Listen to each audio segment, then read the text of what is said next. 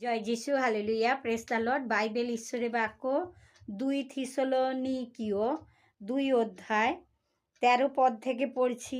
আর হে ভাতৃগণ, তোমরা সৎকর্ম করিতে নিরুৎসাহ হইও না।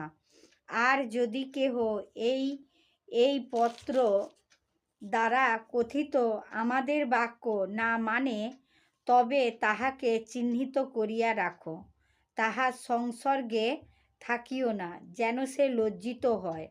অথচ তাহাকে শত্রু জ্ঞান করিও না, কিন্তু ভ্রাতা বলিয়া চেতনা দাও।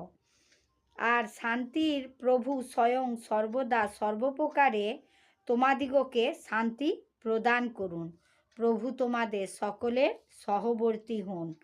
প্রভু তার আপন বাক্যে আশীর্বাদ করুন। তাহলে এখানে বাক্য আমাদের কি চেতনা শিক্ষা দিচ্ছে? যে হে ভাতৃগণ, তোমরা সৎকর্ম করিতে নিরুৎসাহ হইও না। অর্থাৎ আমরা যারা প্রভু যিশুকে বিশ্বাস করেছি, আমাদের কি সৎকর্ম করতে হবে, সৎ কাজ, ভালো কাজ করতে হবে।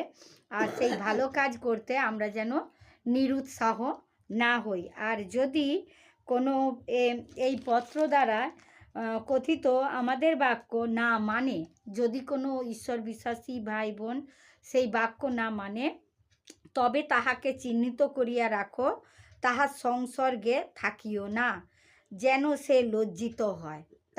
তার সংসর্গে থাকতে আমাদের না বলছে, যেন সে লজ্জিত হয় তার কাজের দ্বারায়। অথচ তাহাকে শত্রু জ্ঞান করিও না, তাহলে তাকে আমরা শত্রুও মনে করব না, কিন্তু ভাতা বলিয়া চেতনা দাও।